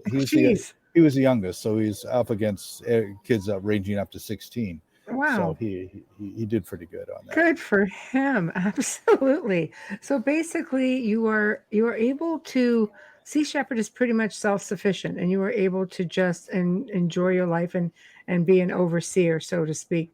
Well, I'm doing a lot of reason. writing, a lot of talking, that kind of things. But Right. but also I'm on the boards of all of those various groups, so I'm able to keep up with and give advice to the operations, you know, all the ships and the campaigns. In addition to the ships, we also have a lot of campaigns. For instance, we have a crew right now on the island of Mayotte, which is a little island between Madagascar and Mozambique, and we're trying to stop the turtle poachers on that island. Oh. And that. So we have our marine debris crew, and what they do is they go to remote places to remove fishing debris, plastic debris. We cleaned up the problem on Cocos Keeling Island. Hundreds and hundreds of tons of stuff removed there. We took 45 tons off of Cocos Island off Costa Rica. We've cleaned up beaches in the Northern Territory of Australia to protect the turtle nests there. So cleaning out plastic's a real problem. When I was in exile in the South Pacific, I spent most of my time just cleaning beaches in Tonga or Vanuatu or places like that. Right. I think if the world could get its recycling under control, it still baffles the mind how many people don't think this is a serious issue. Well, I don't think that people realize the extent of it, that Evian alone produces 100 million plastic bottles every year. Coca-Cola, hundreds of millions of bottles. I mean, the number is actually astounding. And a lot of plastic pollution in the ocean comes from places we never even think about. One of the study in Norway, for instance, found that 40% of the microplastics came from automobile tires. Just going down the road, losing little microscopic pieces of rubber off of your tires, which gets washed into the ocean. And that we don't think about that. But the problem is not plastic in the ocean so much as it's microplastic in the ocean. It breaks down, and that microplastic's now getting into plankton. It's getting into fish, and if people eat fish, I can guarantee you that you have microplastic in your bodies. Right. And let's not, lose fact of the site that you have the larger like whales who are ingesting some of this as well. And you have, the sea life that roams the bottom, and you've got how many birds and turtles that are getting caught up in this stuff. It's just, God, can we not just be more eco-friendly? Well, and the problem, in addition to that, the higher you are on the food chain in the ocean, of course, pilot whales, dolphins now are up there, tuna, things like that, then the higher the levels of heavy metals like methyl mercury and you'll find in the ocean. Mm-hmm. One of the reasons I didn't mention, one of the reasons for the diminishment of phytoplankton in the ocean, where it's been a 40% diminishment since 1950, is because phytoplankton needs certain things to survive, like fertilizer, really, which is primarily nitrogen, iron, and magnesium. And they get that from the feces of marine mammals and seabirds and fish. So when you diminish the numbers of cetaceans, the number of seabirds, then you diminish the nutrient supply to the phytoplankton. Whales are literally the farmers of the ocean. Their crop is phytoplankton, and that phytoplankton is a crop that sustains all life on the planet. So whales, when people say, why should we save whales? Well, one of the main reasons, aside from the fact that they have every right to exist, but one of the main reasons is, well, if you want to survive, you got to protect the ocean, and the whales are doing more to protect the ocean than we are. Right. And yet they're running for their lives most of the time. It's just, there's just no, it's like a vicious circle. Well, it's mainly because I don't think that we really think things through very well as human beings. Ecologically, we don't understand the three basic laws of ecology. There are three basic laws. One is the law of diversity. The strength of an ecosystem depends upon diversity within it. Two, the law of interdependence, that all species within an ecosystem are dependent upon each other. And three, the law of finite resources, that there's a limit to growth, a limit to carrying capacity.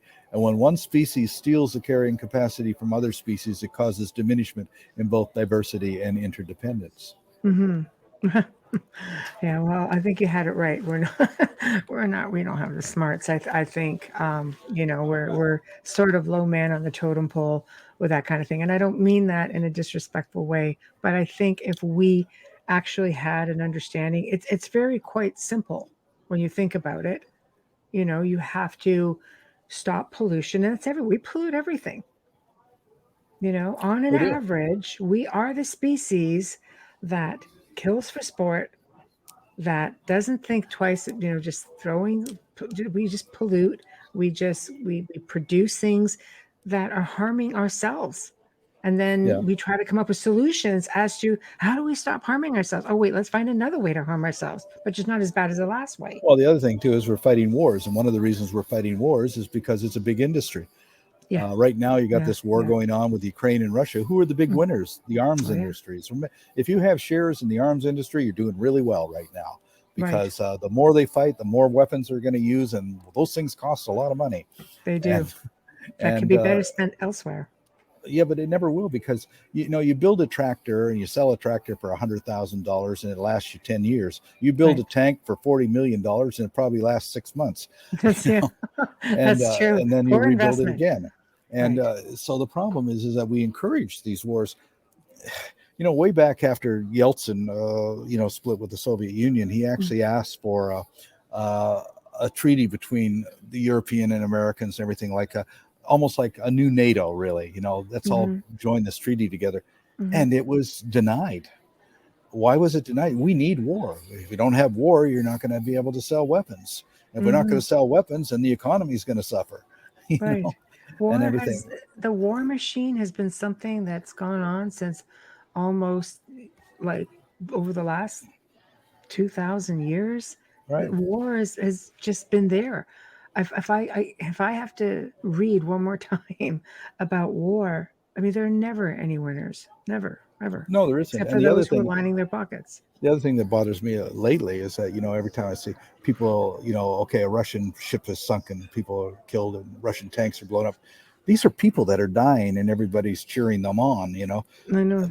I don't want to cheer on the Ukrainians. I don't want to cheer on the Russians either. There are people from all sides who are dying on this. And I don't think people actually understand that there are real people dying on both sides of this thing. No, and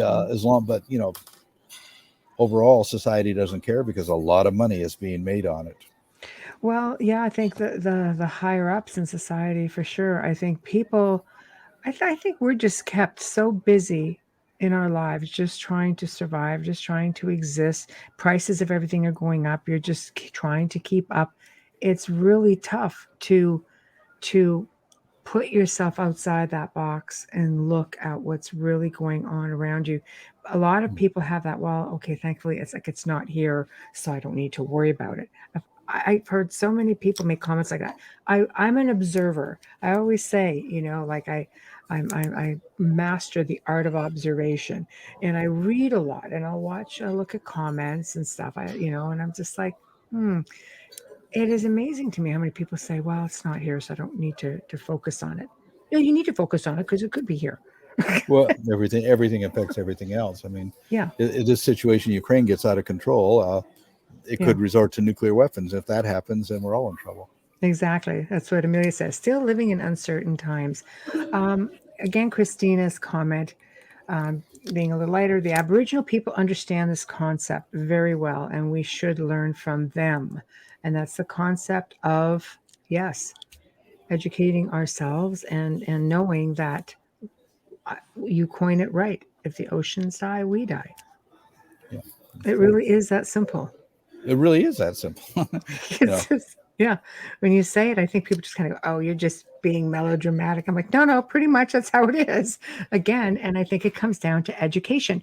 Do you ever think about putting together, and I mean, it may be a little bit cliche, but something even on a website, or having some of your volunteers, like, just put a little course or a little class or a book or something to educate people, and maybe, hey, you know what?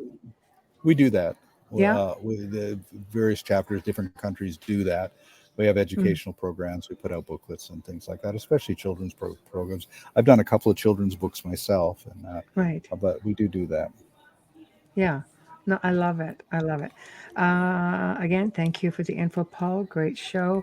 It has been a real pleasure having you on, and I know you were away with your family, so I don't want to, take you away from them for much longer. But I do want to thank you for everything that you do and for your service, because honestly, I have followed you for so many years, and I thought to myself, my God, nobody understands it better.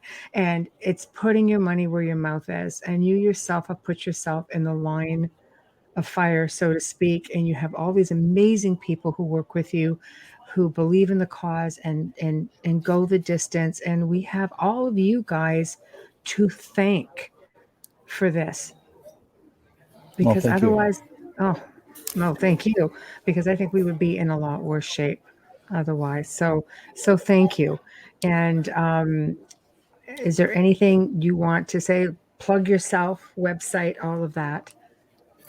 Well, it's easy to find Sea Shepherd on seashepherd.org and everything. It's on Facebook and everything like that too. Yeah, right. And your own website for anybody who would like to reach out. Well, I have people can sign on to I have a personal newsletter. It's you just go to www.paulwatson.com and you sign on to it. I am definitely a subscriber to that newsletter, and I enjoy getting it. So there we go. Amelia's got it up there. It is actually in the Facebook feed.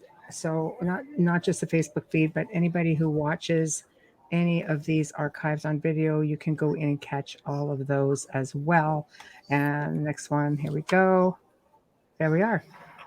So thank you for joining us, and I will humbly thank you again, and let you get back to your lovely wife and children. Oh, thank you. Good night. Good night. Thank you. Wow, that's all I can say. It's such an amazing show of just information, knowledge. Every now and then we will do a show. I mean, all of our shows have a degree of awareness and education. This is a type of show that essentially is really about awareness, because it's one of those out of sight, out of mind things. And I think people really need to take the time and slow down and really pay attention to what it is that's going on out there. I'm going to do a really quick, because I know I am late with this. Station ID, you are listening to The Outer Realm with Michelle Droshi and Amelia Pisano. We are broadcasting live on United Public Radio Network 105.3 FM in New Orleans, fully sponsored by amazing people over at Folgers Coffee. Thank you. Sponsored also by Dr. Snick, aka Justin Snicker, the Sonic Surgeon. We thank him for our intro and our outro. We're so appreciative for all of our sponsors. I almost wanted to get into, talking about the Folgers family and how they were, instrumental in big harpooning family, whale harpooning family. I think, just don't mention that one. But again, it's history. But Amelia's got some. Yep, here we go. We're going to post up some of Amelia. She can't talk, but she can post. So need to continue reminding. Very important. Start small and simple with recycling. Absolutely agree. Next big one, remove plastic from your life. Yes, that is huge. And that's a simple one, really. Just, get a reusable, recyclable glass water bottle to just use. If you have to eat fish, find sustainable fish. Maybe you can explain what sustainable fish is, Amelia, for those who do not know. And yes, it is absolutely very, very easy. And with that being said, I'm just trying to go back into some of the other comments that were being made that we had to miss, because I knew his time was limited and I really just wanted to let him speak.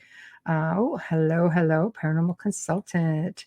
Very nice to get that in. Sustainable. There we go. Sustainable farmed, which is not affecting the wild. Some people will tell you that they prefer wild as opposed to farmed. Apparently there's a different taste with that. I don't know. I am not a connoisseur of ocean life at all. So I can honestly say, nope. Dolly, yep, in on the stainless steel. Glass and stainless steel, absolutely.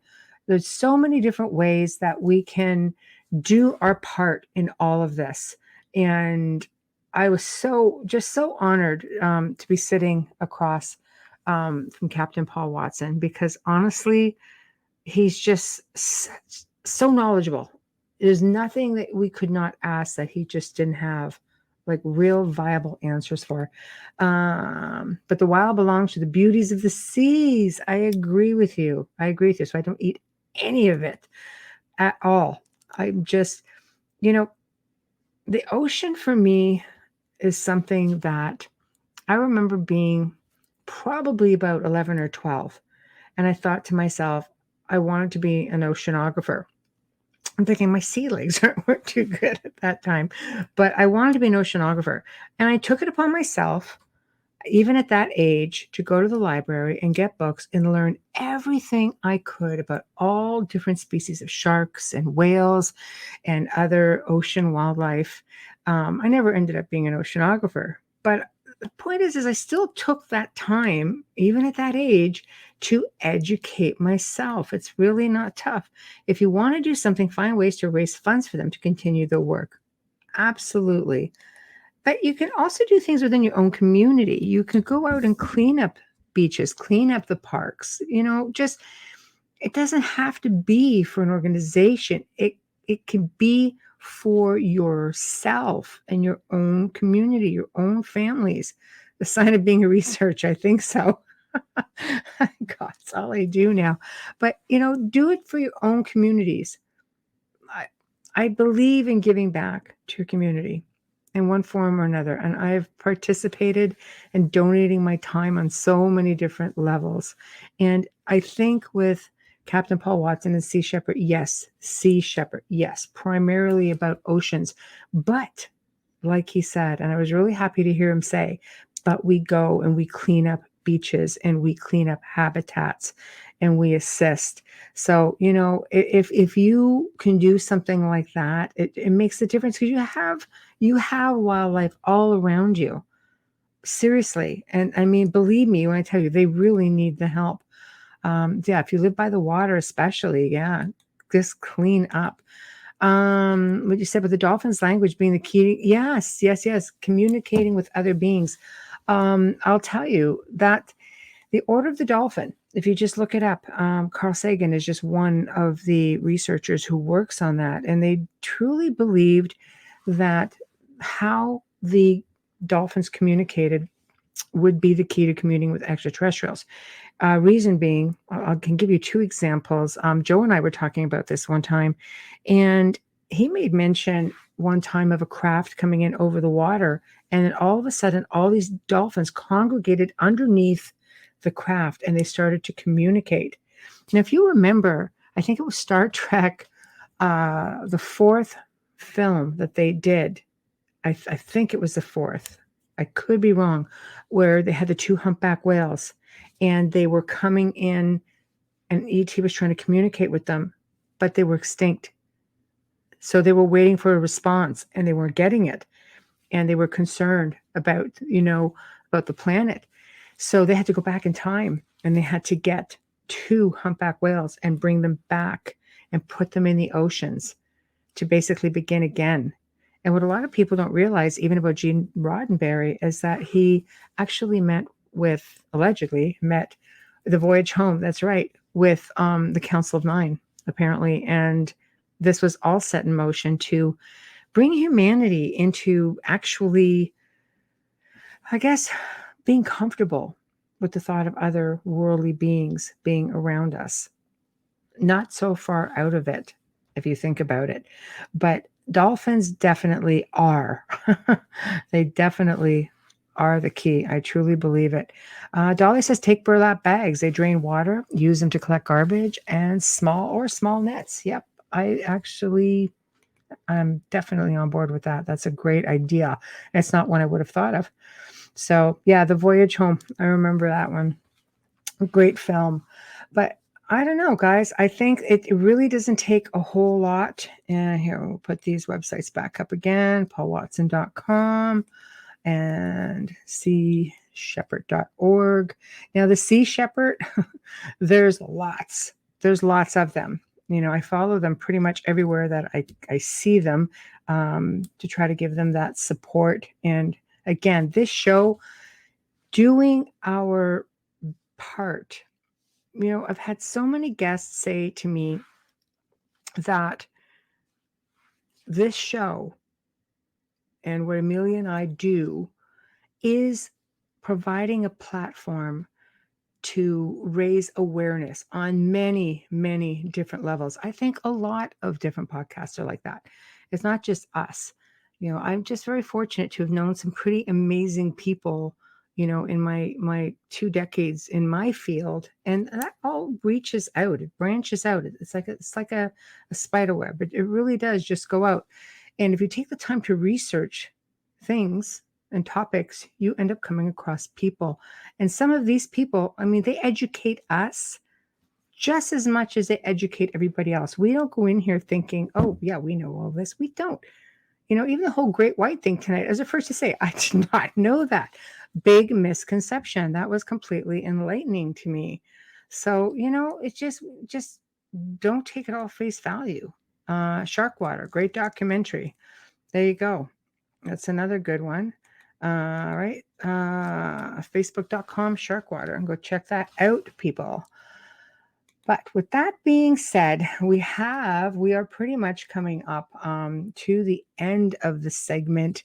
And oh my gosh, it was really a great, great show. Yeah, she says Paul's also in this one. So go check it out, guys. Sharkwater. On Facebook. Man, big thank you to Captain Paul Watson. And just, it did fly by, Amelia, absolutely. Question after question, you just want to know everything. And he was very gracious with his time. It was the second time on the show. So many tech issues the first time. And we made sure this time to make a point of doing a sound check beforehand. And it just went off without a hitch. So thank you, Captain Paul Watson. Again, and thank you for everything that you do. You have devoted your life to doing exactly what you're doing now, and your legacy has grown, I don't know how many fold, but it will continue on. This is never going away. This is indeed a movement, and this movement will continue on. Lovers or haters, it makes no difference. It's not about the people. It is about those you are helping, and it's those who cannot help themselves. So thank you. Again, big thank you to Folgers Coffee for being amazing and being a part of our journey since day one. Big thank you to Dr. Snick again, Justin Snicker, for the intro, the outro. Please remember to stop by our YouTube pages for the network: International Public Radio, UFO Paranormal Radio, UFO Gods and Extraterrestrials. Bam! Said it. Not even thinking about it. While you're there, head on over to Facebook on the Outer Realm and show Amelia and I some love. Yeah, just give a little subscribe there. Like us up. If you want to see a specific guest or topic on the show, or you have a story to tell, please only at the outer realm contact at gmail.com. It's the outer realm contact at gmail.com. That is all that we can respond to. All of this messenger and all of this social media is just too overwhelming for me. There's just too much. So you will get a response. Might take a bit of time, but usually I can be right on it. And Amelia says, check out tomorrow the group page article on Friday the 13th. A little bit of history with that. So that's going to be up there. I will make a point of getting that up there because somebody's in Facebook jail. So next week, wow, we've got like quite the lineup. So be prepared. Dolly, I think you're going to love this one. Wednesday night, for the very first time, we have Dr. Joseph Burks, and he's going to be discussing ETs, CE5 contact, and so much more. He's just really, really versed, and I was truly like aghast when he messaged, was like, what? You want to be on this show? Yes. So it was awesome. Thursday night, okay, he's Brad Olson. He's become a personal favorite with a lot of our listeners. So Brad Olson returns again, and we're going to be discussing book number 2, Future Esoteric. Now, I've read this thing and I've got to refresh myself on it, but all I can say is put your seatbelts on, because if you loved him the first time, you are absolutely going to love him this time. And Wayne says, I want to hear from Wayne Maliski, the raccoon wrangler. Oh my God, that's just like a story in itself. We're going to leave that one right there. Anyway, Amelia and I would like to wish you guys all a fantastic weekend. Please be safe out there. And we'll see you next week with 2 more incredible guests. So good night.